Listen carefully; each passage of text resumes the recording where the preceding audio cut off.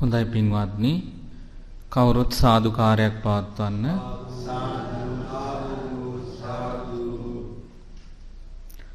සමන්ත චක්කවාලේසු අත්‍රා ගච්ඡන්තු දේවතා සද්ධම්මං මුනි රාජස්ස සුනන්තු සග්ග මොක්ඛදං ධම්ම ශ්‍රවණ කාලෝ අයං භදන්තා ධම්ම ශ්‍රවණ කාලෝ අයං භදන්තා ධම්ම ශ්‍රවණ කාලෝ අයං භදන්තා නමෝ තස්ස භගවතෝ අරහතෝ සම්මා සම්බුද්දස්ස නමෝ තස්ස භගවතෝ අරහතෝ සම්මා සම්බුද්දස්ස නමෝ තස්ස භගවතෝ අරහතෝ සම්මා සම්බුද්දස්ස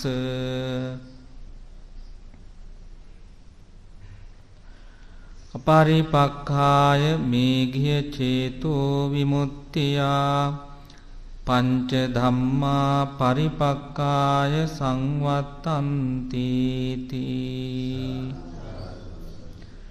ශ්‍රද්ධාවන්ත පින්වත්නි, හැමදිනම මේ වෙලාවේ සූදානම් වන්නේ ලෝතර බුදු පියාණන් වහන්සේ දේශනා කොට වදාළ ඒ උතුම් ශ්‍රී සද්ධර්මයට අනුව පැවැත්වෙන දේශනාවකට අහුම්කන් දීලා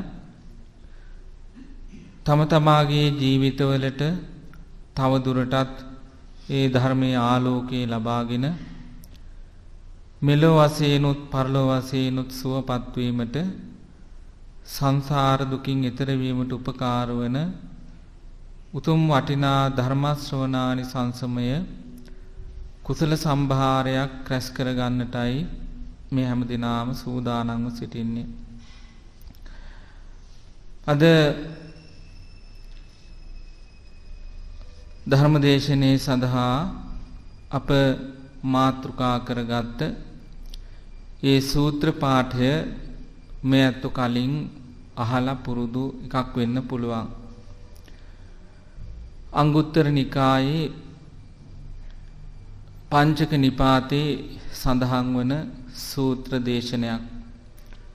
මේඝ්‍ය කියන ස්වාමින් වහන්සේ ඇසුරු කරගෙන මේ සූත්‍ර දේශනය පවත්වපු නිසා මෙය හඳුන්වනවා මේඝ්‍ය සූත්‍රය කියලා. අපේ හිත දියුණු කරගන්නට, හිත විමුක්තිය කරා ගෙනියන්නට අවශ්‍ය කරන කරුණු කාරණා කීපයක් තමයි මේ සූත්‍ර දේශනාව තුළ ඇතුළත් වෙන්නේ. අපි හැම දිනාටම ඉතාමත් ප්‍රයෝජනවත් සූත්‍ර දේශනයක්. මොකද බුදුරජාණන් වහන්සේගේ ශ්‍රාවකයන් වශයෙන්, එහෙම නැත්නම් බෞද්ධයන් වශයෙන් අපි හැමදිනාගේම පරම බලාපොරොත්තුවක් තියෙනවා කවදා හෝ මේ සියලු කෙලෙස් නැති කරලා සංසාර දුකින් එතර වෙන එක. ඒක තමයි අපේ පරමාර්ථය විය යුත්තේ. එතකොට මේ බලාපොරොත්තුව සම්පූර්ණ කරගන්නට නම් අපේ හිත අපි පිරිසුදු කරගන්න ඕනේ. අපේ හිත ගැන අපි හිතන්න ඕනේ. අපේ මනස දියුණු කිරීමේ වැඩපිළිවෙලක අපි යෙදෙන්න ඕනේ. එහෙම නැත්නම් අපිට ඒ ගමන කවදාවත් ඒ ඉලක්කය කරා යන්නට පුළුවන්කමක් ලැබෙන්නේ නැහැ.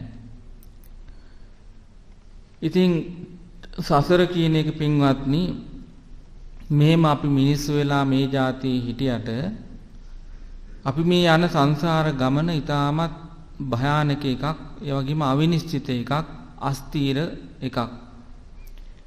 ඒ නිසා මේ ඉන්න ජීවිතයෙන් අපි ප්‍රයෝජන ගන්න අතරේ අපි උපරිම උත්සාහ ගන්නට ඕනි කවදා හෝ මේකෙන් අත මිදෙන්නට. මේ මෙරි ඉපදී නැවත එක එක උප්පත්තීන් කරා යන මේ සසර ගමනට කෙලවරක් තියන්නට නැවතීමක් තියන්නට අපි හැමදිනාම බෞද්ධයන් වශයෙන් මහන්සි ගන්නවා. ඉතින් ඒ සඳහා තමයි පින්වත්නි අපිට මාර්ගයක් අවශ්‍ය වෙන්නේ. ඒ මාර්ගය තමයි බුදුරජාණන් වහන්සේ අපට මහා කරුණාවෙන් දේශනා කළේ. ඉතින් අන්න ඒ විදිහට හිත දියුණු කරගන්නට හිත නිවන කරා ගෙනියන්නට අවශ්‍ය කරන සූත්‍ර දේශනයක් තමයි මේ සූත්‍ර දේශනය. ඉතින් මේ සූත්‍ර දේශනය තුල මුලින්ම සඳහන් වෙන්නේ මේගිය හාමුදුරුවෝගේ පොඩි චරිත ලක්ෂණ කීපයක්. උන්වහන්සේගේ චරිත කතාවේ කරුණු කීපයක් අපි මුලින් මතක් කරනවා. බුදුරජාණන් වහන්සේට උපස්ථාන කරපු ස්වාමින් වහන්සේලා කී නමක් හිටියද? ස්වාමින් වහන්සේලා 8 නමක් හිටියා. ඒ අතරින් 7 නමක් ගැන අපි බොහෝ වෙලාවට කතා කරන්නේ නැහැ. ඒ කියන්නේ බුදුරජාණන් වහන්සේට උපස්ථාන කරපු ස්වාමින් වහන්සේලාන් අපි හොඳටම දන්නේ ආනන්ද ස්වාමීන් වහන්සේ නේද? උන්වහන්සේ අවුරුදු 25ක් බුදුරජාණන් වහන්සේට අඛණ්ඩ උපස්ථානයක් කළා. ඊට පෙර ප්‍රථම බෝධිය කියන කාලේ, ඒ කියන්නේ සම්බුද්ධත්වයට පත් වෙලා පළවෙනි අවුරුදු 20 තුල ඒ කාලේ නිත්‍ය උපස්ථායකයෙක් හිටියේ නැති නිසා මාරුවෙන් මාරුවට ඔය 7 නම කියපු 7 නම උපස්ථාන කළා. නාගිත නාග සමාල තුන්ද රේවත සුනක්ඛත් උපවාන මේඝිය කියන මේ 7 නම. එතකොට මේ අතරින් එක නමක් තමයි මේඝිය කියන හාමුදුරුවෝ. ඒ විටින් විට උපස්ථාන කරපු ස්වාමින්වහන්සේලාගෙන් එක නමක්. ඉතින් බුදුරජාණන් වහන්සේ ওই නිත්‍ය උපස්ථායකයෙක් නැති නිසා නොයෙකුත් අපහසුතාවන් වලට පත් වුණ අවස්ථාත් තියෙනවා. ඉතින් මේකෙත් එහෙම අවස්ථාවක් තියෙනවා.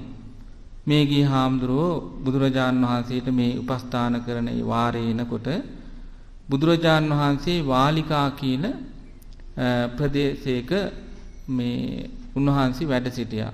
වාලිකා කියන විහාරස්ථානයක් පොඩි සේනාසනයක් තිබුණා.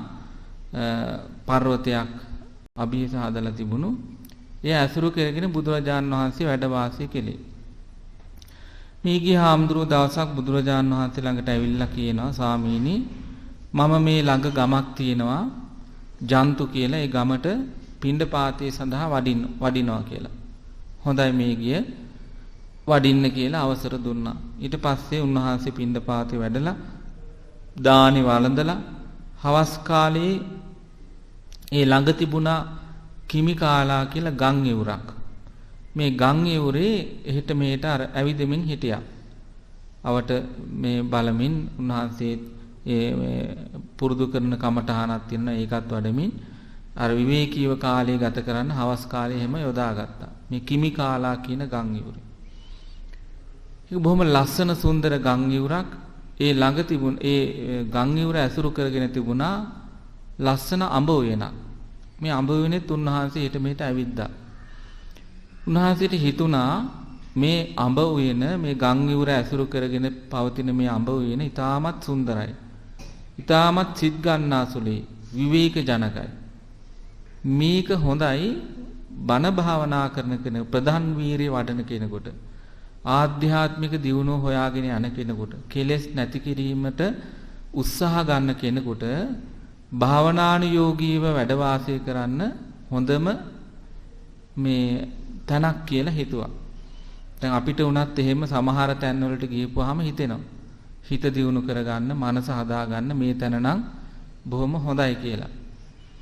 ඉතින් නමුත් පින්වත්නි එහෙම දැක්ක පමණින් තැනක් අපිට තීරණය කරන්න බෑ.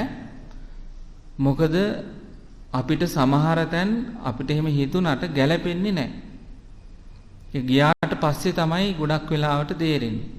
මුලින්ම බැලුමට එහෙම හොඳයි කියලා හිතුණට ගිහිල්ලා කාලයක් ඉන්නකොට ඔන්න මෙතන ස්වභාවයේ තේරුම් ගන්න පුළුවන්. එතකොට එපා වෙනවා. එතකොට ස්ථානවල නෙමෙයි වරද තියෙන්නේ. මේ වනාන්තරවල ස්ථානවල ගස්ගල් යට ඒ තැන්වල නෙමෙයි වරද තියෙන්නේ. තමන්ගේ හිතේ තමයි අඩුව තියෙන්නේ. වරද තියෙන්නේ. ඔය සමහර ස්වාමින් වහන්සේලා හැම ඉන්නවා, සමහර ගිහි ඇත්තොත් ඉන්නවා. එක තැනක බණ භාවනා කරන්න කැමති නැහැ. මෙතන හොඳ නැහැ, අතන හොඳයි කිය තැනින් තැනට මාරු වෙවි හැම තැනකටම යනවා. අයියා ගිහිල්ලා මෙතන ඒවා අතන කියනවා. එතන වැඩක් නැහැ, එතන මං හිටියා කාලය මං ගියා. ඔය කියන තරම් වැඩක් නැහැ කියලා විවේචනත් කරනවා. තැන් තැන් විවේචනය කර කර එයා තැනින් තැනට යනවා. එතකොට වරද ප්‍රශ්නේ තියෙන්නේ මේ තැන් වල නෙමෙයි පින්වත්නි. කොහේ හිටියත් ධර්මයේ තියෙනවනේ. Taman ධර්මයේ නම් සරණ ගියේ, බුදුරජාන් වහන්සේ නම් සරණ ගියේ, ශ්‍රාවක සංඝ රත්නය නම් සරණ ගියේ. කොහේ හිටියත් තුනුරුවන් වැඩේ ඉන්නවා. එතකොට තුනුරුවන්ට අනුව තමගේ හිත පවත්වාගෙන යන්න බැරි දෝෂයක් තමයි යාළඟ තියෙන්නේ. සමහර තැන් තියෙනවා, නොගැලපෙන තැන් තියෙනවා. ඒ තැන් වර්ජනය කරන්න කියලාත් බුදුරජාන් වහන්සේ වදාලා. එහෙම තැන්වල ඉන්න එපා කියලා. කියන්නේ නොගැලපෙන තැන් කියන්නේ තමන්ගේ හිත දියුණු කරගන්න උදව්වක් උපකාරයක් නැත්තම්, ඒ වගේම පාප මිත්‍ර ආශ්‍රය නම් තියෙන්නේ, විනාශකාරී පැත්තට නම් අනිත්‍යයේ සහයෝගය තියෙන. එහෙම තැන්වල ඉන්න එපා කිව්වා. එතකොට සලකා බලන්න ඕනේ. එහෙම නැතුව හැමතැනම ධර්මයේ තියෙනවා. හැමතැනම අසත්පුරුෂ සත්පුරුෂ දෙගොල්ලම ඉන්නවා. සත්පුරුෂයොත් ඉන්නවා. අර සමහර පුරුද්දකට වගේ එහෙම තැන් විවේචනය කර කර තැන් හොඳ නැහැ කිය තැනින් තැනට යනවා.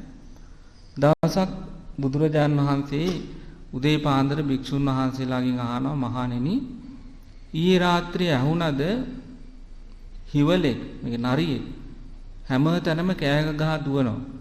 තනින් තන කෑ ගහ දුවන සද්දයක් ඇහුණාද කියලා. "ඕ ස්වාමීනි අපිත් බොහොම අපහසුතාවයටපත් වුණා. මේ වනාන්තරයේ තනින් තන මේ හිවලා මේ හෝකිය කිය මේ දුවනවා. එක තැනකත් නෙමෙයි මේ සද්දය ඇහෙන්නේ. එළි වෙනකම් මේ සද්දය ඇහුණා." ඉතින් මේ බුදුරජාන් වහන්සේ වදාලා, "මහණෙනි මොකක් නිසාද කියලා දන්නවද මේ හිවලා මෙහෙම කරේ කියලා?" ඒකට භික්ෂුන් වහන්සේලා කියනවා, "අනේ ස්වාමීනි අපි දන්නේ නැහැ" කියලා. "මහණෙනි මේ හිවලා එක ගහක් යටකට යනවා, එක පඳුරක් යටට යනවා සනීපෙන් ඉන්න. එතන ඉන්න බැරි වුණාම මේ එතන දොස් කියකේ මෙතන වැරදි, මේ ඉන්න තැන හරි නෑ කියලා එතනට දොස් කියකේ තමයි, එතන කෙරේ ද්වේෂයෙන් තමයි ඔය කෑ ගහ තව තැනකට යන්නේ. එතන ගිහිල්ලා එතන ටික වෙලාවක් ඉන්නකොට එතනත් හොඳ නෑ කියලා, නිදා ගන්න බෑ කියලා එතනත් කෑකෝ ගහලා ඉතිරිනුත් තව තැනකට යනවා." ඉතින් මහණෙනි මේ හිවලට තිබුණේ වෙන මොනවත් නෙමෙයි, අර්ශස් රෝගය. ඉතින් මේ අර්ශස් රෝගය තිබුණ නිසා එයාට මල පහ වෙන්නේ නැහැ. ඉතින් ඇඟේ මේක හිර වෙලා මල බද්ධය ඇති වෙලා දැන් වේදනාවෙන් ඉන්නවා. මෙයා හිතනවා මේ යන තැන පඳුරු වල තියෙන දෝෂය කියලා. ඒ යන භූමියේ තියෙන දෝෂයක් කියලා. ඉතින් මෙයා ඒ භූමියට ඒ පඳුරු අස්සර දොස් කිය කෑ ගහ යනවා. එයාගේ ඇඟේ තියෙන දෝෂය ගැන එයා දන්නේ නැහැ, හිතන්නේ නැහැ. ඉතින් මහණෙනි අන්න ඒ වගේ සමහර මගේ ශාසනයේ භික්ෂුන් ඉන්නවා, සමහර පිරිස ඉන්නවා මේ තැන් තැන් වලට යනවා, තැන් තැන් මාරු කර කර තැන් තැන් වලට දොස් කියකි. වරද ප්‍රශ්නේ තියෙන්නේ තමන්ගේ හිතේ. හිත හදාගත්තොත් තැනත් හදා ගන්න පුළුවන් කියන එක තේරුම් ගන්නේ නැහැ. ඉතින් හරියට මේ හිවල වගේ තමයි තැනින් තැනට යන ඒ ඇතම් භික්ෂූන් කියලා බුදුරජාණන් වහන්සේ වදාළා. ඒතකොට මේ ගිය ස්වාමින් වහන්සේත් මේ ස්ථානේ දැක්ක ගමන් ලොකු පැහැදීමක් ඇති වුණා, භාවනා කරන්න හොඳම තැන කියලා. එහෙම හිතලා බුදුරජාණන් වහන්සේ ළඟට ඔන්න ආවා. ඇවිල්ලා කිව්වා, "ස්වාමීනි මම ඔබ වහන්සේගෙන් අවසර ගත්ත විදිහට අද දවසේ මේ විදිහට අහවල් ප්‍රදේශයේ ජන්තු ගමේ පිණ්ඩපාත කරලා දානේ වන්දලා හවස් කාලේ ඇවිදින්මින් ඉන්නකොට මම දැක්කා මෙහෙම අඹ වෙනක්. ඒක බොහොම හොඳයි ස්වාමීනි, හිත වඩන කෙනෙකුට හිත දියුණු කරගන්න හොඳ තැනක් කියලා මට හිතුණා. මට එතෙන් යන්න අවසර තියනවාද කියලා ඇහුවා. ඒතකොට බුදුරජාණන් වහන්සේ වදාලා, "මේ ගිහේ ටිකක් ඉන්න, ඉවසන්න ටිකක්. ඔබ ගියොත් මා තනි වෙනවා. ඒ නිසා කවුරු හරි තව කෙනෙක් එනකන් පොඩ්ඩක් ඉන්න" කිව්වා. එහෙම යන්න හිතන්න එපා කිව්වත් කවුරු හරි එනකන්. එතකොට මේගිය හාමුදුරුවෝ කියන ස්වාමීනි ඔබ වහන්සේට නම් සීල සමාධි ප්‍රඥා විමුක්ති ඥාන දර්ශන තුල අලුතෙන් කරන්න දෙයක්වත් නැහැ. කරපු දේ දියුණු කරන්න ඕනි කියලා දෙයක්වත් නැහැ. ඔබ වහන්සේ සියල්ල කරගෙන සියලු කෙලෙස් නැති කරලා අවසන් කරලා තියෙන්නේ. මට ওই දෙකම කරන්න තියෙනවා. අලුතෙන් කරන්න ගොඩක් දේවල් තියෙනවා භාවනා කටයුතු වල. නොකරපු දේ දියුණු කරගන්නත් තියෙනවා. ඒ වගේම කරපු දේ දියුණු කරගන්නත් තියෙනවා කියලා කිව්වා. ඉතින් ස්වාමීනි මට යන්න අවසර දෙන්න කියලා කිව්වා. නැවතත් බුදුරජාණන් වහන්සේ අර විදිහටම මේ ගිය ටිකක් ඉන්න කවුරු හරි එනකන් ඉවසන්න.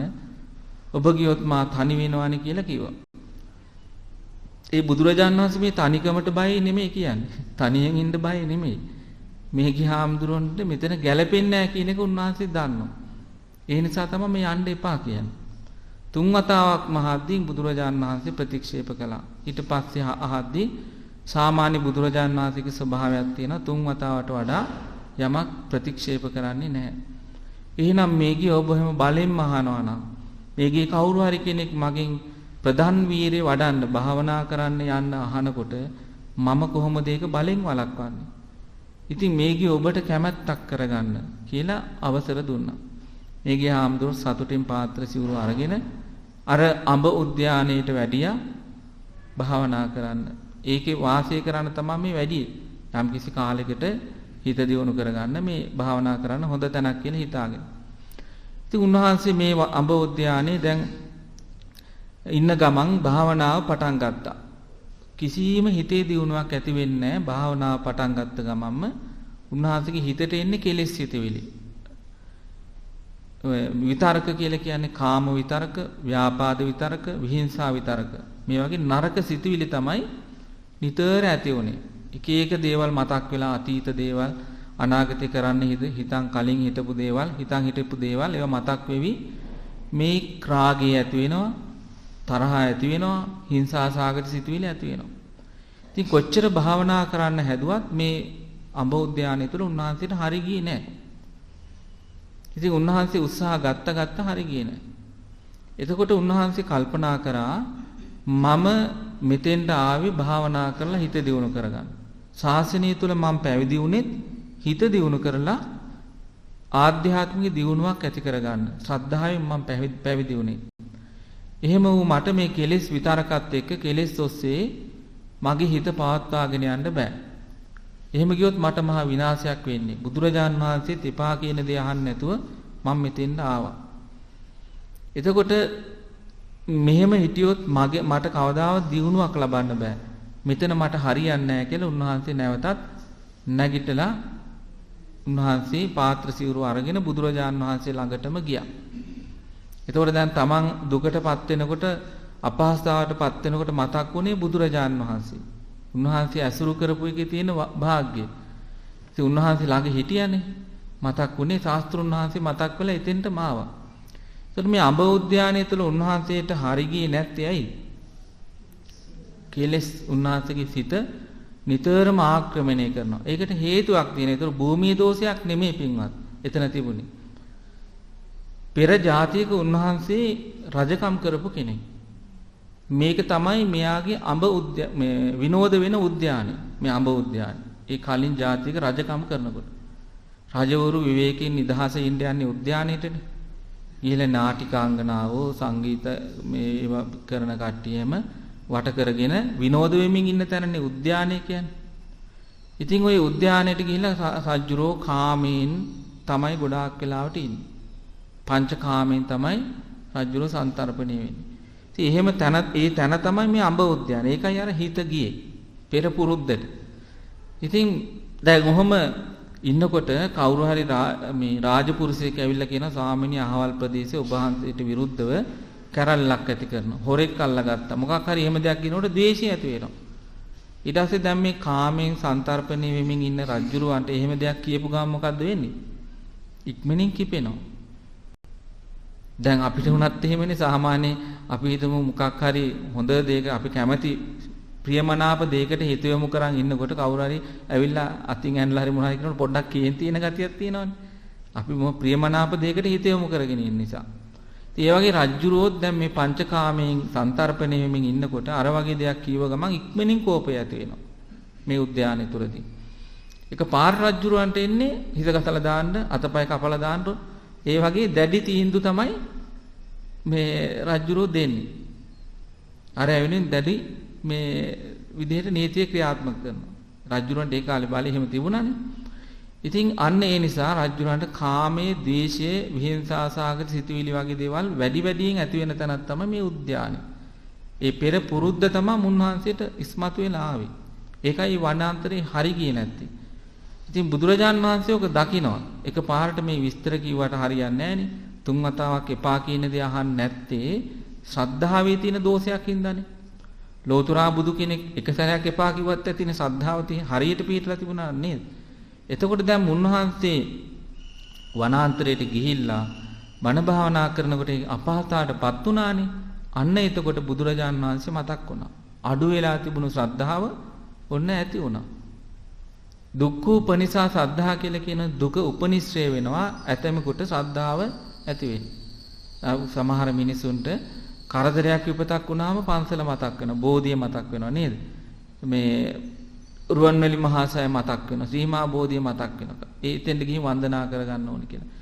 ඒක ස්වභාවයෙන් පින්වන්නේ දුක්ඛෝපනිසා ශ්‍රද්ධා. කවදාවත් මේ තිසරණියට ගරු කරපු නැති අයත් සමහර වෙලාවට කරදරයක් විපතක් වුණාම ඔන්න කලින්ට වඩා ශ්‍රද්ධාවක්, කලින් නැති ශ්‍රද්ධාවක් ඇති වෙනවා. ඒ වගේ දුක උපනිශ්‍රේ වෙනවා ශ්‍රද්ධාව ලබන්න. දැන් පටාචාරා වගේ ගන්නකො නේද? අර මහා දුකකටපත් වුණාම තමයි අර හොයාගෙන ගියේ. කලින් එහෙම ස්වභාවයක් තිබුණේ නැහැ. ඉතින් අර තුනුරුවන් බුදුරජාන් වහන්සේ හරි ළඟට යන්න අවස්ථාව ලැබුණේ යම්කිසි ශ්‍රද්ධා මාත්‍රයක් ඇති වුණා දුක හේතු කරගෙන. එතකොට පින්වත්නි දුක්ඛෝපනිසා ශ්‍රද්ධා. ඒ වගේම මේ ඒ ශ්‍රද්ධාව දියුණු කරගන්නට බුදුරජාන් වහන්සේගේ ධර්මයට පැමිණීම අවශ්‍ය වෙනවා. ඇති වෙන ශ්‍රද්ධාව දියුණු කරගන්න. ඉතින් ඒතකොට දැන් මේ ගිය ආම්දුරෝ බුදුරජාන් වහන්සේ හොයාගෙන ආවා. ඇවිල්ලා උන්වහන්සේට වන්දනා කරලා සමා වෙන්න ස්වාමීනි, ඔබ වහන්සේ කියන දේ අහන්න නැතුව මම ගියා. භාවනා කරන්න බෑ එතන. හිතේ ඇති වුණේම නරක සිතිවිලි එන්න හිත පිරිහෙනවා. එතන හිටියොත් ඉතින් කියලා බුදුරජාන් වහන්සේට වන්දනා කරලා කියා සිටියා. එතෙන්දී බුදුරජාණන් වහන්සේ මහා කාරුණිකයන් වහන්සේගේ ස්වභාවය බලන්න කවදාවත් උඹ මං කියන දේ අහන්න නැතුව තුන් වතාවක් එපා කිව්වා. එහෙනම් විඳගනින් කියලා එහෙම නිකමටවත් කිව්වේ නැහැ. හොඳ වැඩේ උනේ කියලා එහෙමවත් කිව්වේ නැහැ. එහෙම මොනවත් නැතුව මොකද උන්වහන්සේ වදාළේ? අපරිපක්ඛාය මේ ගිය චේතෝ විමුක්තිය පංච ධම්මා පරිපක්ඛාය සංවත්තන්ති. මේ ගිය භාවනා කරන්න හිතුන පළියට වනාන්තරයට ගිහිල්ලා වාඩි වුණාට ඒක හරියන්නේ නැහැ. චේතෝ විමුක්තිය කරා යන්නට, කියන්නේ ආධ්‍යාත්මික දියුණුවක් කරා යන්නට, මනසේ තියෙන කෙලෙස් ටික ටික නැති කරගෙන මාර්ගඵල කරා ගමන් කරන්නට නම් මූලික වශයෙන් කරුණු පහක පිහිටන්න ඕනි. ඒ කරුණු පහේ පිහිටන කෙනාට තමයි ඒ ගමන යන්න පුළුවන්කම තියෙන්නේ කියලා ඒ කරුණු පහ එකිනෙකට පැහැදිලි කරලා දුන්නා. දැන් මේ ගිය හාමුදුරන්ට දුක උපනිෂ්ඨ වෙලා ශ්‍රද්ධාව ඇති වුණා. අර කලින් නොතිබුණු දෙයක් තිබුණ ශ්‍රද්ධාව, නමුත් ඒක ඉස්මතු වෙලා තිබුණේ නැහැ. ඒ ශ්‍රද්ධාව ඇති වුණා. බුදුරජාණන් වහන්සේ හොයාගෙන ආවා. බුදුරජාණන් වහන්සේ දැන් ධර්මානුකූලව දැන් උන්වහන්සේට යන්න ඕනි පියවර කියලා දෙනවා. මොකද උන්වහන්සේට උනන්දුව තියෙනවානේ. වැරදි දෙයකට නෙමෙයි උනන්දුව තියෙන්නේ. හරි දෙයට උනන්දුව තියෙනවා. ඒ සඳහා කැපවීම තියෙනවා. බුදුරජාණන් වහන්සේ ප්‍රතික්ෂේප කිරීමක් නෙමෙයි උන්වහන්සේ කරේ. තමන් යන ගමන හරියට යන්න නිදහස් තැනක් තමයි හොය හිටියේ. අඹ උයන දැක්ක ගමන් එතන හොඳයි කියලා හිතුණා. ගියා හරි ගියේ නැහැ. ඔන්න නැවත බුදුරජාණන් වහන්සේ හොයන් ආවට පස්සේ මේ උපදේශ ටික උන්වහන්සේට ලැබුණා. මොනවද ඒ උපදේශ? පළවෙනි කාරණේ තමයි කල්යාණ මිත්‍ර ආශ්‍රය, කල්යාණ සහායකත්වය සහ කල්යාණ සම්පවංකත්වය. කල්යාණ මිත්‍ර ආශ්‍රය කියන්නේ පින්වත්නි අපිට ධර්මයේ කියා දෙන නිවනට අපි ගෙනියන්න උපකාර කරන, විමුක්තිය කරා ගෙනියන්න උපකාර කරන පුද්ගලයෝ අපි ඇසුරු කරන්න ඕන. එතකොට මේ ලෝකේ පහළ වුණු උතුම්ම කල්යාණ මිත්‍රයන් වහන්සේ බුදුරජාණන් වහන්සේනේ නේද? ලෝතර බුදුරජාණන් වහන්සේ තමයි ලෝකේ පහළ වුණු උතුම්ම කල්යාණ මිත්‍රයන් වහන්සේ. එතකොට අපි චේතෝ විමුක්තිය කරා ආධ්‍යාත්මික දියුණුව කරා යන්න අපි උත්සාහ ගන්නවා නම් අපිට බුදුරජාණන් වහන්සේගේ ඇසුර තියෙන්න ඕනේ.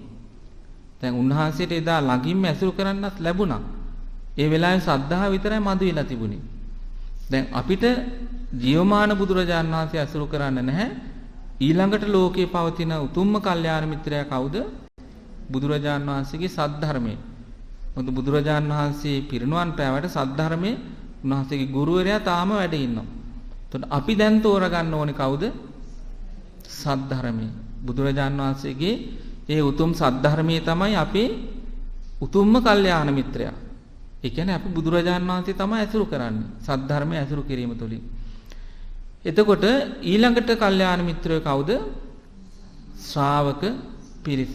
භික්ෂු භික්ෂුණී උපාසක උපාසිකා කියන මේ සිව්වන පිරිස තුලම කල්යාණ මිත්‍රයෝ ඉන්නවා. ඒ කියන්නේ බුදුරජාණන් වහන්සේගේ ධර්මය අනුගමනය කරමින් අනිත් අයටත් ඒ සඳහා සහයෝගය දෙන පිරිස. මේ සිව්වන පිරිස.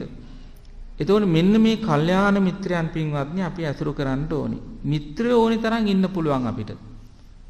මිත්‍රයෝ ඉන්න පුළුවන්. මිත්‍රයෝ කියන්නේ අපිත් එක්ක එකට කාලා බීලා විනෝද වෙලා සතුටු වෙලා අපි දුකේදී දුක් වෙනවා සතුටේදී සතුටු වෙනවා.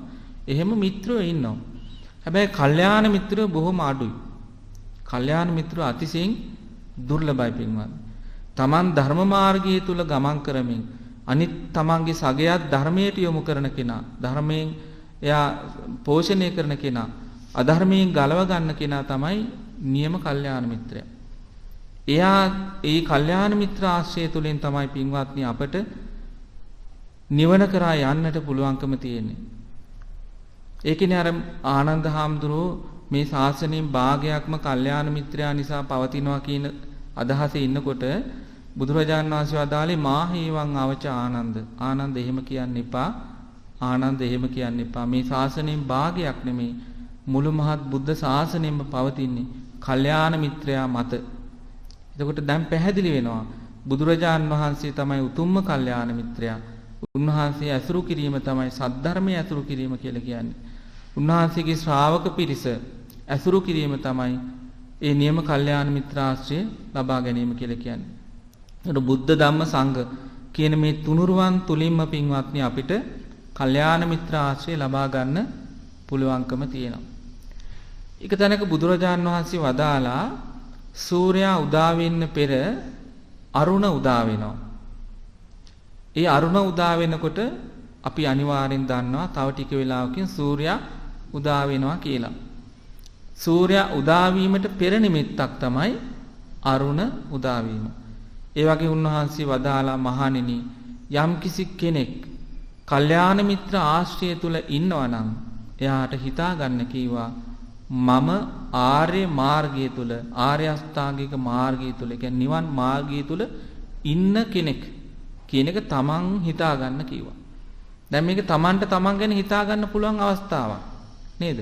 තමන්ට තමන් ගැන තීරණයක් ගන්න පුළුවන් අවස්ථාවක්. ඒ කියන්නේ මේ යම්කිසි මේ නිගමනයකට එන්න පුළුවන් අවස්ථාවක් මම නිවන් මාර්ගයේ ඉන්නවා කියන එකට. මොකද්ද අවස්ථාව? කල්යාණ මිත්‍ර ආශ්‍රය. තමන් කල්යාණ මිත්‍ර ආශ්‍රය තුල ඉන්නවා නම් තමන්ට හිතා ගන්න කිව්වා සූර්යයා උදා වෙන්න පෙර අරුණ උදා වෙනවා වගේ කල්යාණ මිත්‍ර ආශ්‍රය කියන්නේ නිවනට පෙර නිමිත්තක්. ආර්ය අෂ්ටාංගික මාර්ගයේ තමන් ඉන්නවා කියන එක තේරුම් ගන්න ඕනේ. මේක හැමදාම තියෙන්න ඕනි කාරණයක් පින්වත්. පන්සලට ඇවිල්ලා පමණක් නෙමෙයි, ගෙදර දොරේදී වුණත්, සමාජයේදී වුණත් අපි කල්යාණ මිත්‍රෝ හොයලා ඇසුරු කරන්න ඕනේ.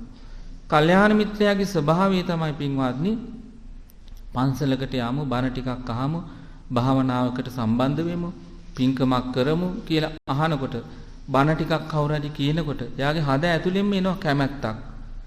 දැන් ඔය හැත්තොන් බලන්න පින්වත්නි සමහර අය ඉන්නවා බණ පදයක් ඔය මේ ගුවන් විදුලියක හරි රූප වාහනයක කොහේ හරි ඇහෙනවා නම් සමහරෙක්ගේ හද ඇතුළෙන්ම එනවා අර බණට හිත යොමු වෙන ගතියක්. ඇඟක් කිලිපොලා ගිහිල්ලා එනවා මේ ධර්මයට කැමැත්තක්. පුදුමාකාර කැමැත්තක් ඇඟ ඇතුළෙන්ම එනවා.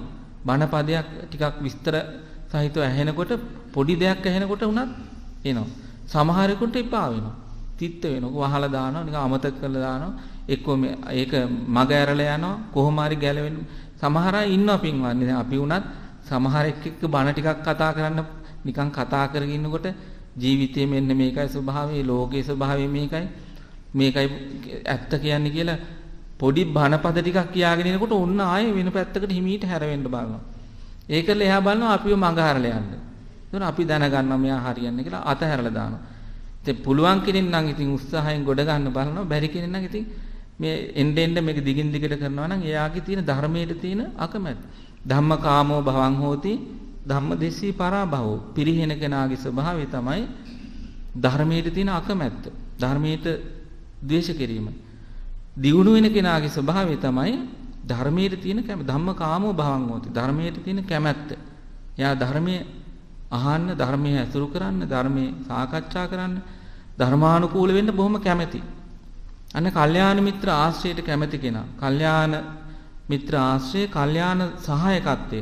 යාට කල්යාණ සහායකයෝ ගොඩක් ඉන්නවා. දැන් මෙතන මේ සිල් සමාදන් වෙන අය එකිනෙක කෙනාට හිතන්න ඕනේ මේ ඔක්කොම අපේ කල්යාණ මිත්‍රයෝ කියලා.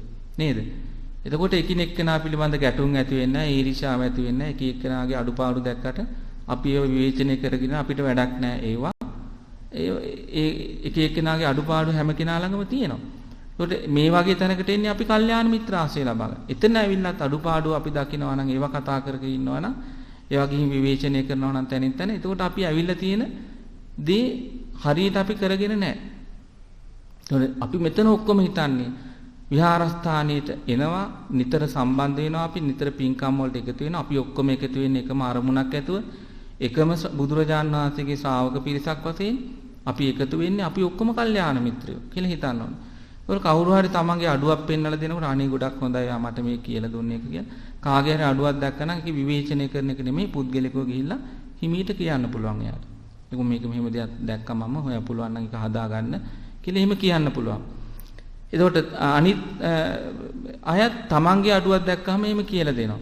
ඒකට එකිනෙක කෙනාට කල්යාණ මිත්‍රයෝ. එකිනෙක කෙනාට හොඳ අවංකව උදව් කරගන්න අය.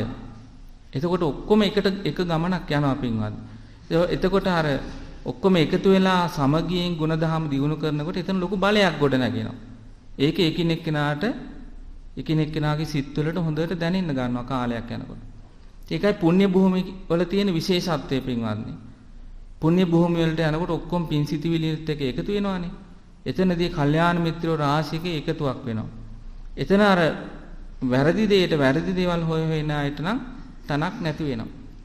පුණ්‍ය භූමි තුල තැන තියෙන පින්වත්නි පැවැත්මක් තියෙන්නේ. හොඳ ගමනක් යන්න පුළුවන්කම තියෙන්නේ පින්වන්තයින්ට, පිනට ලැබියාවක් තියෙන අයට පමණයි. ඉතින් ඒ නිසා මේ කල්යාණ මිත්‍ර ආශ්‍රය කියන එක පින්වත්නි අපි හැම තැනදීම අපි ලබා ගන්න ඕනේ කාරණයක්. කල්යාණ මිත්‍ර ආශ්‍රය තුල කොහේ ගියත් අපි ඉන්නට ඕනේ.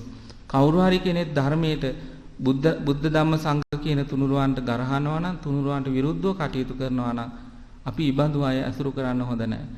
ඒගොල්ලෝ පාපකාරී ජීවිතයක් ගත කරන නිසා ඒගොල්ලෝ පාපයට යොමු වෙලා ඉන්න අය.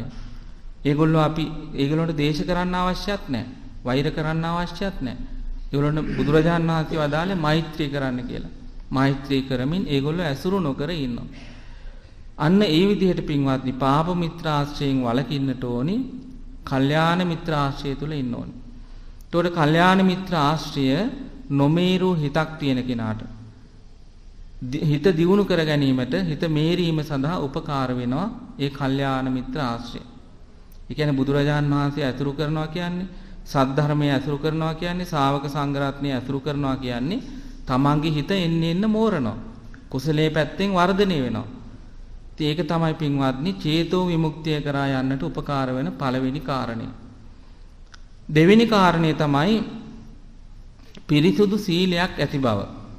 අපිට හොඳ පිරිසුදු සීලයක් තියෙන්නට ඕනි ආධ්‍යාත්මික ගමනක් යන්න. සීලයේ ස්වභාවය තමයි පින්වත්නි අපිට නිතර අපි යන ගමන සතුටින් යන්නට ඉඩ ප්‍රස්තාව හදලා දෙනවා. සීලයේ ස්වභාවය. ඒ නිසා අපි පිරිසුදු සීලයක් මේ පවත්වාගෙන යන්න ඕනේ. කැඩුනත් නැවත පිහිටන්න ඕනේ. මගේ අතින් සීලය කිලිටු වුණා, නැවත මම මේක කරන්නේ නැහැ කියලා ආය පිහිටන්න ඕනේ. ඒක අර කැඩෙන්න නොදී උත්සාහ ගන්නවා ආරක්ෂා කරන්න. බැරි වෙලා හරි කැඩුනොත් නැවත පිහිටනවා. බය වෙන්න ලැජ්ජ දැන් උපසම්පදා භික්ෂුන් වහන්සේලාට ඔය ඇවත් දෙසීම් කියලා එහෙම තියෙනවා. ඔය උපෝසත විනය කර්ම එහෙම තියෙනවා. එතකොට මේ විශේෂයෙන් ඔය එදිනදා ජීවිතෙත් පොඩි පොඩි අඩුපාඩු වුනහම ඇවත් දෙසලා පිරිසුදු වෙන්න පුළුවන්. කියන තමන්ගෙන් මෙහෙම වරදක් වුණා කියලා තව භික්ෂුවකට කියලා තමන් ඒ පිරිසුදු බවක් ලබන්න. කියන්නේ අර ලොකු පාප කර්ම කරලා නෙමෙයි සුළු සුළු ඇවත් තියෙනවනේ. ඒවා පිරිසුදු කරගන්න ක්‍රම තියෙනවා. එතකොට මේ විදිහට මේ ශාසනයේ පින්වත්නි බුදුරජාන් වහන්සේ වදාළේ උද්ධේශා භික්කවේ යදිදං අච්ඡයන් අච්ඡයතෝ දිස්වා යතහ ධම්මං පටිකරෝති.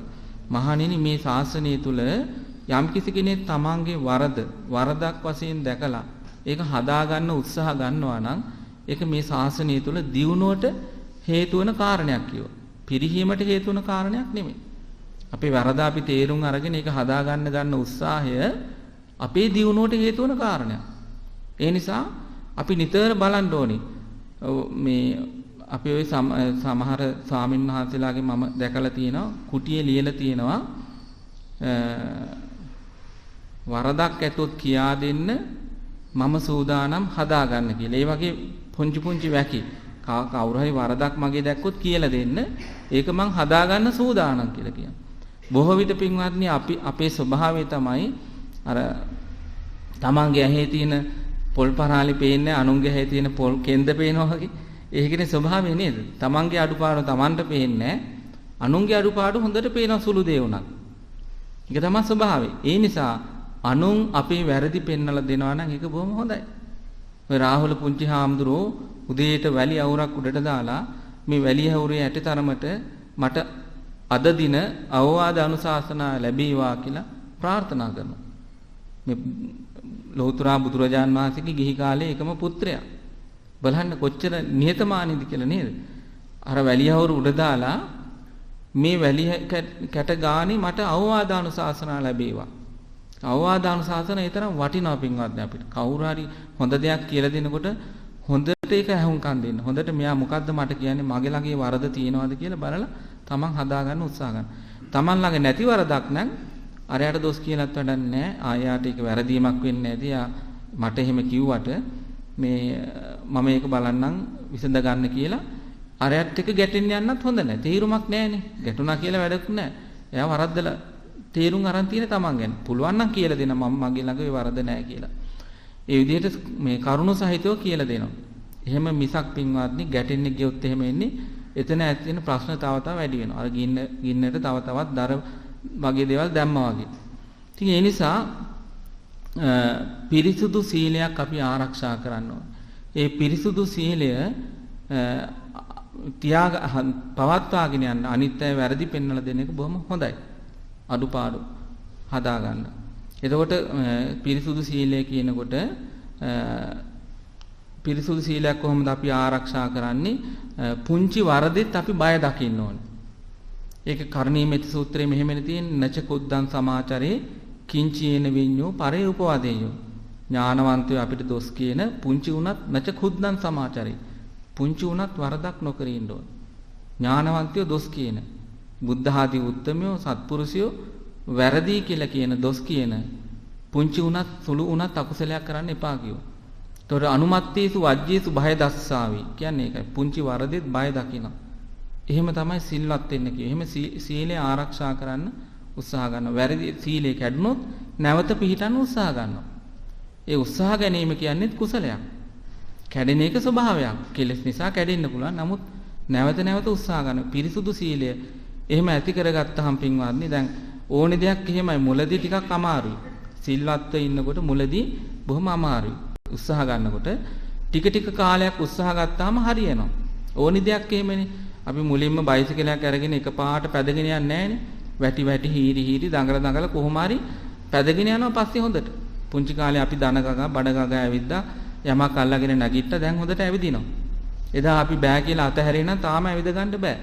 ඉතින් ඒ වගේ තමයි පින්වත්නි මේ ಗುಣධම් කියන ඒවා. මුලදී අතහැරියොත් බෑම තමයි. සිල්වත් වෙන්න බෑ. ඕක වැඩක් නෑ. හරි නෑ. අමාරු දෙයක් කියලා අතහැරියොත් අතහැරියම තමයි. පොයට සිල් සමාදන් වෙන එකත් එහෙම. සමහරව එකකට දෙකට එනවා ඊට පස්සේ නෑ. ඒක දිගින් දිගටම අදිස්ථානේ තියෙන්න ඕනේ මම මේ දවසේ මේ වෙනුවෙන් කැප කරනවා කියලා. ඒ විදිහට සිල්වත් වෙන්න උත්සාහ ගන්න ඕනේ. ඒ උත්සාහ ගැනීම තමයි පින්වත්නි වටින්නේ. අපි කවුරුත් නිවැරදි නම් මෙතන ඔක්කොම අපි අරහත්ත්වයටපත් වෙලානේ. කෙලස් තියෙන හින්දානේ තාම අපි ಗುಣධම් දියුණු කර කර මාර්ගය යන්නේ. කෙලස් තියෙනවා නම් අඩුපාඩු තියෙනවා. අඩුපාඩු හදාගෙන අපි ටික ටික ඉදිරියට යන්න ඕනේ. ඒතකොට සිල්වත් වීමත් එහෙමයි. උත්සාහ අරගෙන කාලයක් යනකොට පුරුදු වෙනවා. පුරුදු වුණාට පස්සේ මේක අර ජීවිතයේ අංගයක් වෙනවා. සීලය කියන එක ජීවිතයේ අංගයක් වෙනවා. ගුණධම් කියනවා ජීවිතයේ අංග වෙනවා. එතකොට මේ ගුණධම් නැතුව යාට ඉන්න බෑ. අවසර වන්දනා කරන්න නැතුව යාට ඉන්න බෑ. මොකද ඒක ජීවිතයේ අංගයක්. බුද්ධ වන්දනාව කරන්න නැතුව. භාවනා කරන්න නැතුව යාට ඉන්න බෑ. ඒක ජීවිතයේ අංගයක් වෙලා පුරුද්දට ගියලා. නරක දෙයටත් අපි අබ්බැහි වෙනවා වගේ හොඳ දෙයටත් අපි පුරුදු වෙනවා. ඉතින් අන්න ඒක තමයි සිල්වත් වෙන පිරිසුදු සීලයක් ඇති කරගන්න ඕනේ. ඒකත් පින්වත්නි නොමේරු හිතක් තියෙන කෙනාට හිත දියුණු කර ගැනීමට උපකාර වෙන කාරණයක්. ආධ්‍යාත්මික වශයෙන් පෝසත් වෙන්න හේතු වෙන කාරණයක් වෙනවා. ඊළඟට තුන්වෙනි කාරණේ තමයි සප්පාය කතා. සුදුසු කතාවල යෙදෙන්න ඕනේ. කතා වර්ග දෙකක් තියෙනවා. එකක් අසප්පාය කතා, අනිත් එක සප්පාය කතා. සුදුසු කතා සහ නුසුදුසු කතා. සුදුසු කතා තමයි මෙතන මේ කියන්නේ 10ක්. දස කතා. ඒ දස කතාවල යෙදෙන්න ඕනේ. ඒ දස කතා තමයි මේ සප්පාය කතා කියලා කියන්නේ. එතකොට මොනවද මේ කතා 10? අප්පිච්ච කතා. අල්පේච්ඡ ජීවිතයේ තියෙන අගය, අල්පේච්ඡ ජීවිතයේ තියෙන වටිනාකම, අල්පේච්ඡකම පිළිබඳව තියෙන වටිනාකම ඒවා කතාවට යෙදෙන්න ඕනේ. කතා ඒවා Tamanට අහෙන්න ලැබෙන්නත් ඕනේ. තමත් ඒවා පිළිබඳ අගය කරන්න ඕනේ. එතකොට එහෙම දෙයක් ලැබෙන්නේ කොතනින්ද? කල්යාණ මිත්‍රාශ්‍රයෙන්. නැත්තම් තනියෙන් කතා කරන්න බෑ නේද? කල්යාණ ධර්මයේ තුලින් අපිට දකින්න අහන්න පුළුවන්. පුද්ගලයොත් එක්ක අපිට මේවා කතා බහ කරන්න පුළුවන්. සාකච්ඡා කරන්න පුළුවන්. අල්පේච්ඡකම. ඊළඟට සන්තුට්ටි කතා. ලද දෙයින් සතුටු වීම පිළිබඳව ඒකේ තියෙන අගය, ඒකේ තියෙන ගුණය ගැන කතා බහ කරන්න ලැබෙන්න ඕනේ. ඒ බඳු කතාවල Taman යෙදෙන්න ඕනේ. අප්පිච්ච කතා, සන්තුට්ටි කතා. ඊළඟට පවිවේක කතා. විවේකයේ පිළිබඳ කතා බහ කරන්න. විවේකයේ තියෙන අගය. විවේක වර්ග තුනක් තියෙනවා. කාය විවේක, චිත්ත විවේක, උපදි විවේක කියලා. කාය විවේකය කියන්නේ කයට විවේකයක් ඕනේ. දැන් අපි මේ ගෙදර කටයුතු ඔක්කොම පස්සේ කළා විවේකයක් නෙමෙයි ලබාගෙන තියෙන්නේ නේද? ගෙදර දොරේ ඉන්නකොට මෙහෙම කරන්න බෑනේ. ඒතර ගෙදර උනත් මෙහෙම තැනක් හදා ගන්න පුළුවන් යම්කිසි විවේකයක් තියෙන වෙලාවට. එහෙම නැතිවලට පන්සලට ඇවිල්ලා දැන් මේ විවේකී වෙනවා. කාය විවේකය කියන්නේ ඒකයි. කායට විවේකයක් තියෙන්න ඕනේ ගුණධම් පුරුදු කරන්න. ඊළඟට චිත්ත විවේකය කියන්නේ මොකද්ද? හිතේ ඇති වෙන විවේකය. ඒක ධර්මයෙන් නම් සඳහන් වෙන ප්‍රථම ධානය එහෙම. ප්‍රථම ධානය, ဒုတိ ධානය, තෘතිය ධානය, චතුර්ථ ධානය තමයි නියම චිත්ත විවේකය. ඉතින් එතෙන්ට තමයි අපි යන්න උත්සාහ ගන්නෙ. ඒ වෙනකන් අපි හිත යම් කිසි මට්ටමක හෝ ඒකාග්‍රතාවයක තියාගන්න ඕනේ. එතෙන්ට උත්සාහ ගන්න ඕනේ. කියන්නේ භාවනානුයෝගීව ඉන්න කියන එකයි. චිත්ත විවේකය ඇති කරගන්න උත්සාහ ගන්න ඕනේ. හිතේ තියෙන කුණු කන්දල් කෙලෙස් ඒවා ටික ටික බැහැර කර කර හිත निराවුල් කරගන්න. අර පංච නීවරණයන්ගෙන් ටික ටික ඒව යටපත් කරගෙන හිත තැම්පත් කරගන්න අපි උත්සාහය දෙන්න ඕනේ. කවදා හෝ ධානය වලට යන්න පුළුවන් වෙයි. ඒ වෙනතෙක් අපි එතෙන් යන්න ඒ මඟ හදා ගන්න ඕනේ. චිත්ත විවේකය ඇති කර ගන්න ඕනේ. ඒක ඇති වෙන්නේ පින්වත්නි භාවනාව තුලින්. ඊළඟට පින්වත්නි උපදි විවේකය කියන්නේ මේ කෙලෙස් නැති කිරීම තුලින් ඇති වෙන සතුට. දැන් මගේ මේ වෙලාවේ හිතේ ඊර්ෂ්‍යාව නැත්තම් අපි සතුටින් ඉන්නන්නේ මම සතුටින් ඉන්නයි මගේ හිතේ ඊර්ෂ්‍යාව නැහැ. කෝපේ නැත්තම් වෛරය, ද්වේෂය, මානය ඒ වගේ කෙලෙස් නැත්තම් මේ වෙලාවේ తాවකාලිකව අපි කොච්චර සතුටක් ලබනවද? తాවකාලිකව දැන් ධර්මයට හිත යොමු කරපුවාම පින්කමක් කරන වෙලාවේ කොච්චර ලොකු සතුටක් හිතට දැනෙනවද? ඇයි හිතේ කෙලෙස් తాවකාලිකව යටපත් වුණ නිසා. පුංචි වෙලාවකට කෙලෙස් යටපත් කරලා එහෙම විවේකයක් ලබනවා නම් සදාකාලිකව කෙලෙස් නැති කරොත් මොන වගේ විවේකයක් ලැබෙනවද? පුංචි වෙලාවකට අපි කොච්චර ආස්වාදයක් ලබනවද? පින්කමක් කරන වෙලාවේ නේද? වන්දනාවක් කරන වෙලාවේ මහා ලොකු පින්කම් වලට සම්බන්ධ වෙලා ඉන්න වෙලාවේ මොනතරම් ආධ්‍යාත්මික වශයෙන් සතුටක් ලබනවද? ඉතින් ඒක සදාකාලික සතුටක් වශයෙන් ලැබුවොත් සියලු කෙලෙස් නැති කරලා අරහත්ත්වයටපත් වුණොත් ඒ ලබන සතුට වචන වලින් කියන්න බෑ නේද පින්වත්? ඒකට කියන්න අපි දන්නේ නැහැ ක්‍රමයක්. ඒකට බුදුරජාණන් වහන්සේගේ ධර්මයේ තුලින් පමණයි ඒ සැනසීම දකින්න පුළුවන්කම තියෙන්නේ. මොනතරම් සැනසීමක්ද කියලා. අන්න ඒ විවේකේ තමයි උපදීන විවේකයේ කියලා කියන්නේ. කෙලෙස් නැති වෙනකොට ඇති වෙන නිදහස සහ විවේකයේ සතුට. ඉතින් මෙන්න මේ විවේකයන් පිළිබඳ කතා බහේ යෙදෙන්න ඕනේ. ඒ බඳු කතා Tamanne අහන්න ලැබෙන්න ඕනේ. ඒක එක කතාවක්, සුදුසු කතාවක්. ඊළඟට දැන් ඒ කියන්නේ මෙතනින් පින්වත් පැහැදිලි වෙනවා කතා නොකර ඉන්න එකම නෙමෙයි හරි වැඩි. කතා කරන්න ඕනේ. කතා කරන්න ඕනේ කළ යුතු දේ. ඔය බුදුරජාණන් වහන්සේක අවස්ථාවක එක භික්ෂු පිරිසකට දොස් කියනවා. ඒ භික්ෂුන් වහන්සේලා කොහොමද බණ භාවනා කරගෙන මේ කාලේ ගත කරේ කියලා අහනකොට කිව්වේ අපි ගොළුෝ වගේ කතා නොකර හිටියා කියලා. එකිනෙක කෙනාට කතා නොකර හිටියා. එහෙම කරන්න එපා කිව්වා. ගොළු වෘතේ පුරුදු කරන්න එපා. කතා කළ යුතු දේ කතා කරන්න. නොකළ යුතු දේ නොකර ඉන්න කියලා කිව්වා. කළ යුතු කතා තමයි මේ දස කතා. ඒ කතා ඕනේ අපිට. කෙටියෙන් කිව්වොත් ධර්ම සාකච්ඡා. නේද? දස කතා තුලම තියෙන ධර්ම සාකච්ඡා. ඒක නිවන් මාර්ගය යනකොට ධර්ම සාකච්ඡා ඕනේ. ධර්මය අහන්න ඒ පසුබිම තියෙන්න ඕනේ. ඒක වටිනවා. බුදුරජාන් වහන්සේ වදාළේ සම්නිපතිතානං වූ භික්ඛවේ දෙයන් කරණීයක්. මහණෙනි රැස් වූ තොපට කළ යුතු වැඩ දෙකයි තියෙන්නේ. يعني නිවන් මාර්ගයේ යන භික්ෂූන්ට කලේ රැස් වුණාට පස්සේ කළ යුතු වැඩ දෙකයි. ධම්මීවා කතා අරියෝවා තුන්හි භාව. ධාර්මික කතාවක් එහෙම නැත්නම් ආර්ය තුෂ්ණීම් භාවය. දැන් අර කියපු පිරිස එහෙම ආර්ය තුෂ්ණීම් භාවයෙන් නෙමෙයි ඉඳලා තියෙන්නේ. ඒ නිසා නේ එහෙම එපා කිව්වේ. ආර්ය තුෂ්ණීම් භාවය කියන්නේ පින්වත්නි ප්‍රථම ධානයේ, ဒုတိ ධානයේ, තෘතිය ධානයේ, චතුර්ථ ධානයේ කියන මේ ධාන හතරටපත් වෙලා සිටීම. ඒ තමයි නියම ආර්ය තුෂ්ණීම් භාවය. නිහඬව ඉන්නේ කිව්වේ ඒ වගේ වෙලාවට. අනිත් වෙලාවට ධාර්මික කතාවල එහෙම යෙදෙන්න කිව්වා. කියන්නේ භාවනාව නුයෝගී වෙ නැති අනිත් වෙලාවට ධර්මානුකූල කතාවල යෙදෙන එක ඒක ප්‍රශ්නයක් නෙමෙයි. ඒක ආධ්‍යාත්මික දියුණුවට උමනාවන කාරණයක්. අප්පිච්ච කතා, සන්තුට්ටි කතා, පවිවේක කතා, ඊළඟට අසංසග්ග කතා.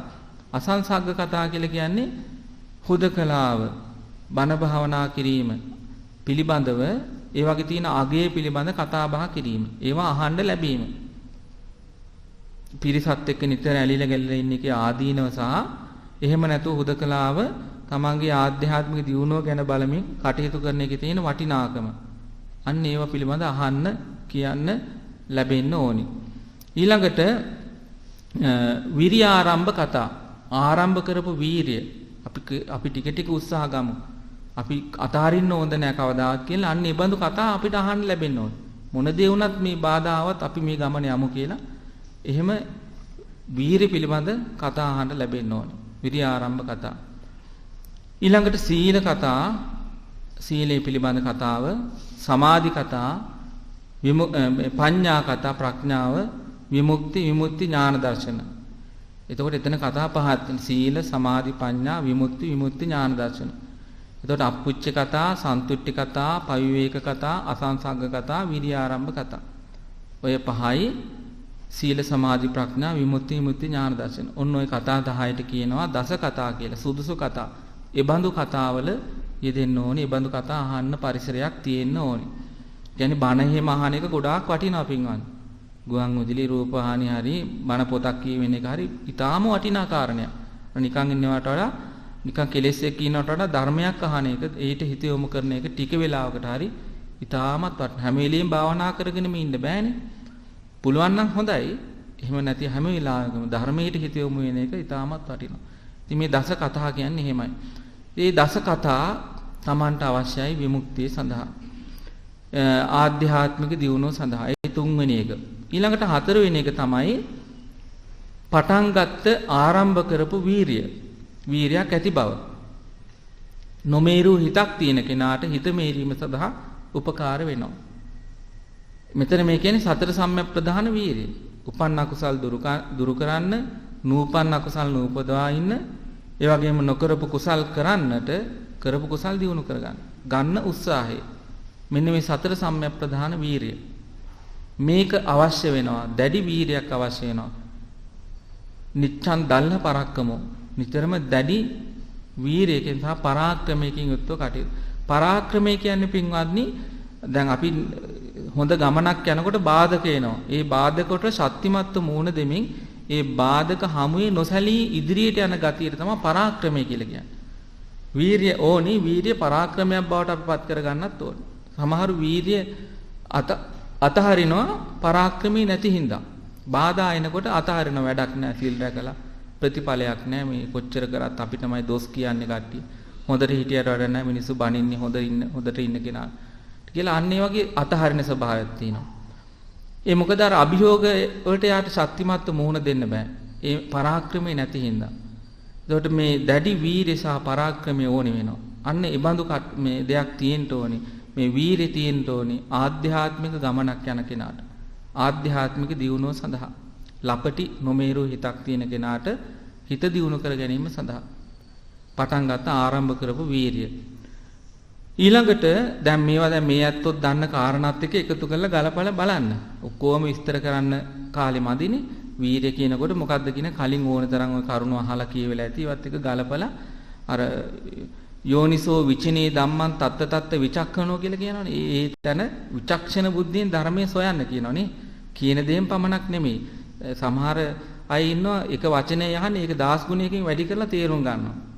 අන්න එහෙම මේ අපි ශක්තියක් ඇති කර ගන්න ඕනේ. ඒකට ධර්මඥානෙ හොඳට තියෙනවා නම් බොහොම පහසුයි. කියන දේ තව හොඳට කරුණු එකතු කරලා තේරුම් ගන්න. ඊළඟට පින්වත්නි පස්වෙනි කාරණේ තමයි ප්‍රඥාව. එතන ප්‍රඥාව කියලා හඳුන්වනකොට පින්වත්නි උද්‍යව්වේ ප්‍රඥාව ගැන සඳහන් වෙනවා. ඇතිවීම නැතිවීම උද්‍යව්‍ය ඇතිවීම නැතිවීම පිළිබඳ තියෙන නුවණ. දැන් මේ ප්‍රඥාවල් අපේ ශාසනයේ පින්වත්නි විවිධාකාරයෙන් හඳුන්වලා තියෙනවා. එක ප්‍රඥාවක් තියෙන උපතින් ලැබෙන ප්‍රඥාව නුවණ. සමහරෙකුට ඉන්න උපතින්ම මන්ද බුද්ධිකයි. යමක් තේරුම් ගන්න බෑ කිව්වට තේරෙන්නේ නැහැ. සමහරෙක් කියන්නේ නැහැ කියනකොට යමක් තේරෙනවා. අන්න ඒකත් එක ප්‍රඥාවක්. මේක ලෞකික ප්‍රඥාව කියනවා මේක. හොඳ නරක තේරුම් ගන්න පුළුවන් ශක්තිය. යමක් එපා කියනවා නම් හොඳ නෑ කියනවා නම් ඒක හොඳ නෑ කියලා තේරුම් ගන්න පුළුවන්. යමක් හොඳයි කියනකොට හොඳයි කියලා තේරුම් ගන්න පුළුවන්. සමහරකට බෑනේ ඔක තේරුම් ගන්න. කොච්චර පෙන්වලා දුන්නත් ඇඟිල්ලෙන් මේක හොඳ නෑ කියලා කොච්චර කියලා දුන්නත් එයා ඒක තේරුම් ගන්නෑ. අන්න වැඩක් නෑ එහෙමයි. කියන්නේ උපතින් ප්‍රඥාවක් ගිනලා නෑ. පෙර පිනක් නෑ. හොඳ නරක තේරුම් ගන්න. එතකොට අර හොඳ දේ හොඳ වශයෙන් නරක දේ නරක වශයෙන් තේරුම් ගන්න පුළුවන් ප්‍රඥාව ලෞකික ප්‍රඥාව. ඊට පස්සේ පින්වත් චතුසත්‍ය සම්මාදිට්ඨිය චතුරාර්ය සත්‍ය පිළිබඳ තියෙන සම්මාදිට්ඨිය කියන ඒක දුක්ඛේ ඥානං දුක්ඛ සමුදය ඥානං දුක්ඛ නිරෝධේ ඥානං දුක්ඛ නිරෝධ ගාමිනී පටිපදාය ඥානං. ඒකත් ප්‍රඥාව. ඒක ලෝකෝත්තර ප්‍රඥාව. චතුසත්‍ය සම්මාදිට්ඨිය කියලාත් කියනවා. ඊළඟට පින්වත්නි විදර්ශනා ප්‍රඥාව. ඒකත් මේ චතුරාර්ය සත්‍යයට සම්බන්ධ තමයි. දැන් විදර්ශනා ප්‍රඥාව කියන්නේ අන්න අර උද්‍යව්‍ය ඥානෙ ඇතිවීම සහ නැතිවීම දකින්න පුළුවන් නුවණ. අනිත්‍ය දුක්ඛ අනාත්ම වශයෙන් දකින්න පුළුවන් නුවණ. මෙන්න මේක ඇති කර ගන්න ඕනේ. එහෙම ඇති කරගත්ත කෙනාට කවුරු හරි බැන්නොත් අනිත්‍යයි කියලා අතහරින්න පුළුවන්. එයා අනිත්‍ය වඩන කෙනෙක්නේ. අනිත්‍ය තේරුම් ගත්ත කෙනෙක්. ඒකෝට Tamanට එන කරදර හානි දුක්ඛම් කටළු වලට ප්‍රතිකර්ම යොදනවා. අසනීපයක් වුණාම ඒකට ප්‍රතිකර්ම යොදනවා. නමුත් ඒ ඔස්සේ ගිහිල්ලා අසනීපේ වැඩි කරගන්න උත්සාහ ගන්නෙ නැහැ. සමහර කට්ටිය ඉන්නේ අසනීපේ අනිත්‍යයි කියලා හිතන්නේ නැහැ. ඒක ඔස්සේම ඉඳලා මේක සදාකාලික එකක් වගේ තව මේ පීඩනේ වැඩි කරගන්නවා. ඉතින් අනිත්‍යයි දුකයි අනාත්මයි කියලා හිතන කෙනා බෙහෙත් ගන්න ඕන තැන බෙහෙත් ගන්නවා. දොස්තර හම්බෙන්න ඕන තැන දොස්තර හම්බෙනවා. ඒ කටයුතු කරගන්නවා. කරන අතරේ අනිත්‍ය දුක්ඛ අනාත්ම වශයෙන් දකින්න දක්ෂයෙක් වෙනවා. එතකොට අර බෙහෙත් වලින් ලැබෙන ප්‍රතිකර්මය තවදුරටත් ආධ්‍යාත්මික වශයෙන් යා ඒක දකින්න නිසා තවදුරටත් සනීප කරගන්න බොහොම පහසුයි. ඒ ශක්තිය තව වැඩි වෙනවා. ඉතින් ඒ නිසා පින්වත්නි මේ විදිහට විදර්ශනා ප්‍රඥාව අවශ්‍ය වෙනවා. උද්‍යව්‍ය ඥාන හට ගැනීම මේ ලෝකේ හටගත්තේ යමක් තියෙනවා නම් හේතු ධර්මයන්ගෙන් ඒ හේතු ධර්මයන් නැතිවීමෙන් ඒක නැති වෙනවා කියලා දකින්න පුළුවන් නුවණ. ඇති වෙන හැම දෙයක්ම නැති වෙනවා කියන ස්වභාවයෙන් යුක්තයි කියලා දකින්න පුළුවන් නුවණ. ඒතකොට මෙතන යමක් අනිත්‍ය නම් එතන දුක තියෙනවා. යමක් දුකයි නම් එතන අනාත්මයි කියන ස්වභාවය තියෙනවා කියලා දකින්න පුළුවන්. මේ උද්‍යව්‍ය ඥානයේදී. අන්නේ නුවණ ඇති කර ගන්නවා. විදර්ශනා ප්‍රඥාව. මෙන්න මේ නුවණින් යුක්ත කෙනා අර ආධ්‍යාත්මික දියුණුව කරා ගමන් කරනවා. ලපටි හිතක් තිබුණා එයාගේ දියුණුව ආධ්‍යාත්මික වශයෙන් ඇති වෙනවා. එතකොට මේ කාරණා පහ. පළවෙනි එක කල්යාණ මිත්‍ර ආශ්‍රය. දෙවෙනි එක පිරිසුදු සීලයක් ඇති බව. තුන්වෙනි එක සප්පාය කතා, දස කතා, සුදුසු කතා. දෙතිස් කතා වලින් වළකිනවා, දස කතා වල යෙදෙනවා. ඊළඟට මේ හතරවෙනි එක පටන් ගත්ත වීරිය, ආරම්භ කරපු වීරිය. ඊළඟට ප්‍රඥාව. ඇත්ත ඇති සැටියෙන් දකින්න පුළුවන් නුවණ. ලෝකයේ ඇත්ත ස්වභාවය, ජීවිතයේ ඇත්ත ස්වභාවය දකින්න පුළුවන් නුවණ. මෙන්න මේ කරුණු පහෙන් යුක්ත කෙනා ආධ්‍යාත්මික වශයෙන් වර්ධනය වෙනවා, දියුණු වෙනවා කියලා බුදුරජාණන් වහන්සේ මේ ගිය හාමුදුරන්ට වදාළා. ඒකල කියනවා මේ කරුණු පහම සිද්ධ වෙන්නේ පිළිවෙලකට කියලා. පිළිවෙලකට මේ කරුණු පහම සිද්ධ වෙන්නේ. හදිසි වෙලා මේක කරාට හරියන්නේ නැහැ. අනුපිළිවෙලෙන් සිද්ධ වෙන්නේ. කියන්නේ කල්යාණ මිත්‍ර ආශ්‍රය තුල ඉන්නවා නම් එයා බලාපොරොත්තු වෙන්න ඕනි. එයාට සිද්ධ වෙන කාරණයක් තමයි මොකද්ද? සිල්වත්කම. කල්යාණ මිත්‍රකම හරියට පිහිටියා නම් සිල්වත් වීම කියන එක එයාට පිහිටන කාරණයක්. ඒක කල්යාණ මිත්‍ර ආශ්‍රය තුලින් සීලයට තල්ලුවක් ලැබෙනවා. ඊළඟට කල්යාණ මිත්‍ර ආශ්‍රය සිල්වත්කම කෙනෙක් තුල තියෙනවා නම් සප්පාය කතා කියන එක සිද්ධ වෙන කාරණයක්. එයාට ඒවා ඉබේම සැලසෙනවා. කල්යාණ මිත්‍ර ආශ්‍රය සිල්වත්කම තියෙනවා නම් ධර්ම සාකච්ඡා, ධර්මානුකූල කතා ඕනි තරම් අහන්න ඒවා කියවන්නේ අවස්ථාව ලැබෙනවා. ඊළඟට කල්යාණ මිත්‍ර ආශ්‍රය සිල්වත්කම සප්පාය කතා යම් තැනක තියෙනවා නම් කෙනෙක් තුල තියෙනවා නම් උත්සාහයේ වීරිය කියන කෙලෙස් නැති කරන්න, කුසල් වඩන්න උත්සාහය කියන එක පිහිටනවා. ඒක ඇති වෙන කාරණයක්. එතකොට මේ කල්යාණ මිත්‍ර ආශ්‍රය සිල්වත්කම සප්පාය කතා සහ වීරිය කියන මේ හතර කෙනෙක් තුල තියෙනවා නම් ප්‍රඥාව කියන එක ඉබේම ඇති වෙනවා. ඒක පිහිටනවා. ඉතින් ඒ නිසා මේ කරුණු පහ පිළිවෙලින් ක්‍රමයෙන් සිද්ධ වෙන කාරණා පහක්. එකක හරියට පිහිටියොත් අනිත් ටිකක් ඉබේම පිහිටනවා කිව්වා. ඒකල උන්වහන්සේ වදාලා අවසාන වශයෙන් මෙන්න මේ කරුණු හතර තවදුරටත් වර්ධනය කරගත්තොත් එයාට විමුක්තියටම යන්න පුළුවන් කියලා. මොකද්ද? රාගය දුරු කරන්න. දැන් මේ කරුණු තුල පිහිටලා කෙනෙක් කටයුතු කරනවා. ගෙදරදිත් පන්සලෙදිත් කොහෙ ගියත් මේ කරුණු තුල පිහිටලා ඉන්නේ. කල්යාණ මිත්‍ර ආශ්‍රය, සීලය, සප්පාය කතා, වීරිය, ප්‍රඥා මේ කරුණු තුල පිහිටලා ඉන්නේ. ඒතකොට මෙයාට නමුත් භාවනා කරනකොට බාධක එනවා. ඒ බාධක ඉන්නේ කෙලෙස් වලින්. රාගය ඉස්මතු වෙලා බාධා ඇති වෙන්න පුළුවන්. රාගය තමාට බාධා කරනවා නම් ආධ්‍යාත්මික ගමනක් යනකොට මොකද්ද කරන්න කිව්වේ? අසුභා භාවී තබ්බං, අසුභේ වඩන්න කිව්වා. පිළිකුල් භාවනා වඩන්න කිව්වා. පුරුදු කරන්න කිව්වා ටික ටික. ඊළඟට ද්වේෂය ඇති වෙනවා නම්, ද්වේෂය Tamanට බාධා කරනවා නම් තමන්ගේ ආධ්‍යාත්මික ගමනට කේන්ති එනවා නම්, හැම වෙලෙම තරහ එනවා නම්, මේ ඉවසීම නැති වෙලා යනවා නම්, ඉවසන්න රුස්සන්න බැරික ස්වභාවයක් තියෙනවා නම් මොකද්ද කරන්න කිව්වේ? දෝසස්ස පහනාය මෙත්තා භාවයේ තබ්බන්, මෛත්‍රිය වඩන්න කියලා කිව්වා. ඊළඟට විතරකයේ දුරු කරන්න. විතරකය කියන්නේ මේ විසුරුණු ගති, එක කෙලෙස් වලට මාරු වෙවි රාග දේශ මොහ, ඔය කාම විතරක, ව්‍යාපාද විතරක, විහිංසා විතරක එකිනෙකට මාරු වෙවි එනවා. හිත එකතෙන් කරගන්නම අමාරුයි. හිත දුවන ස්වභාවයෙන් වැඩි. එතකොට මොකද්ද වඩන්න කිව්වේ? ආනාපාන සති භාවිත. විතක්ඛූපච්ඡේදාය ආනාපාන සති භාවිතබ්බං. ඊළඟට මොකද්ද වදාලේ? අස්මිමාන සමුග්ඝාතාය අනිත්‍ය සංඥා භාවිතබ්බං. අස්මිමානී කියන්නේ මම වෙමි, මා වෙමි කියන මේ සක්කාය දෘෂ්ටියටත් ඉහළ ගිය මම ආයන ස්වභාවය. කියන්නේ මාර්ග සෝතාපන්න ආදී මාර්ගඵල ලැබුව අයටත් මේ අස්මිමානී තියෙනවා. අරහත් මාර්ගඥානිය තමයි මේ අස්මිමානී දුරු වෙන්නේ.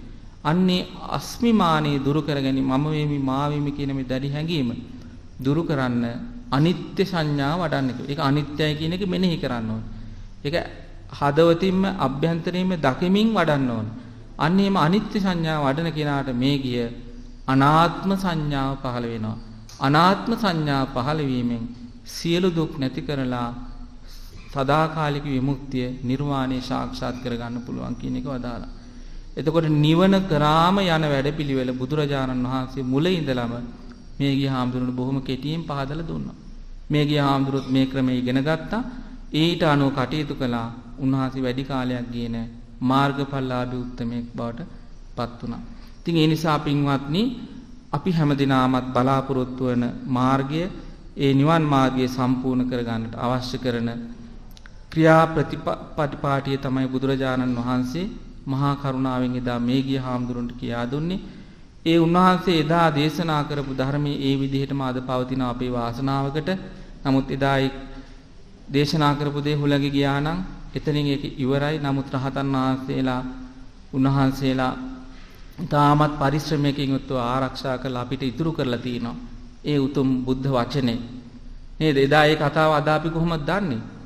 රහතන් වහන්සේලා කටපාඩමින් ගෙනල්ලා අර දුර්භික්ෂ වලදී දුක්ග කංකටොළු විඳමින් දානෙත් නැතුව නේද? නොකා නොබී පිරිනුවන් පෑව ගොඩක් රහතන් වහන්සේලා පුංචි හාමුදුරුවන්ට උගන්වන්න කියලා විශාල මහන්සියක් ගත්ත කටපාඩම් කරවන්න. එහෙම ගෙනල්ලා පුළුවන් කාලෙදී ග්‍රන්ථාරූඪ කරා. ඒ ධර්මය අද අපිට පවතිනවා. වෙන කාගේවත් ධර්මයක් ඕනේ ඒ බුදුරජාණන් වහන්සේගේ ධර්මය නිර්මලව පිරිසුදුව පවතින නිසා. ඉතින් ඒ නිසා එදා ඒ වචනේ අද අපි මෙහෙම කතා කරන්නේ රහතන් වහන්සේලාට අප්‍රමාණ අපි පින් සිද්ධ මේ උන්වහන්සේලාට පින් වැඩක් නැහැ. නමුත් උන්වහන්සේලාට ඇත්තෙන්ම කෘතවේදී වෙන්නට ඕනේ අපි. ඉතින් ඇත්තෙන්ම උන්වහන්සේලා නිසා තමයි මේ ධර්මය ආරක්ෂා වුනේ. ඉතින් මේ ධර්මයේ මේ විදිහටම පවතිනවා. අපිත් මේ ධර්මයේ අනුගමනය කරොත් පින්වත්නි අකාලික වූ ධර්මයේ තුලින් අපිට මේ කාලේ වුණත් ප්‍රයෝජන ගන්න පුළුවන්කම තියෙන ඵල නෙලා ගන්න පුළුවන්කම තියෙනවා. ඉතින් ඒ සඳහා උපකාර වන සූත්‍ර දේශනයක් තමයි මේ ගිය හාමුදුරන්ට බුදුරජාණන් වහන්සේ වදාළේ. හඳුන්වනවා නමින් මේ ගිය කියන නමින් ඒ වගේම අංගුත්තර නිකායේ පංචක නිපාතේ සඳහන් වෙන මේ සූත්‍ර දේශනය. ඉතින් මේ සූත්‍ර දේශනයට අනුව අපිත් අපේ ජීවිත හදාගෙන අපිත් මෙලොව වශයෙන් පරලොව වශයෙන් සැනසෙන්නට සංසාර දුකින් එතර වෙන්නට අපි උත්සාහ ගන්න ඕනේ, අදිස්ථානය ඇති කර ගන්න ඕනේ. ඒ සඳහා මේ සියලු පින් හැම දිනාටම හේතු වාසනා වේවා කියලා අපි ප්‍රාර්ථනා කරනවා. විශේෂයෙන් අද ධර්ම දේශනාව සඳහා දායකත්වයන් දෙකක් දරනවා දෙපිරිසක් විසින් උපාලි ප්‍රනාන්දු සහ එට්නා ප්‍රනාන්දු යන දෙපළගේ නැසීගේ දෙමව්පියන්ද සහෝදර සහෝදරියන්ද ඇතුළු ඥාති සහෝදර සහෝදරියන් සහ හිතවත් පිරිස සිහිපත් කරමින් පින් අනුමෝදනා කිරීම පිණිස ඒ වගේම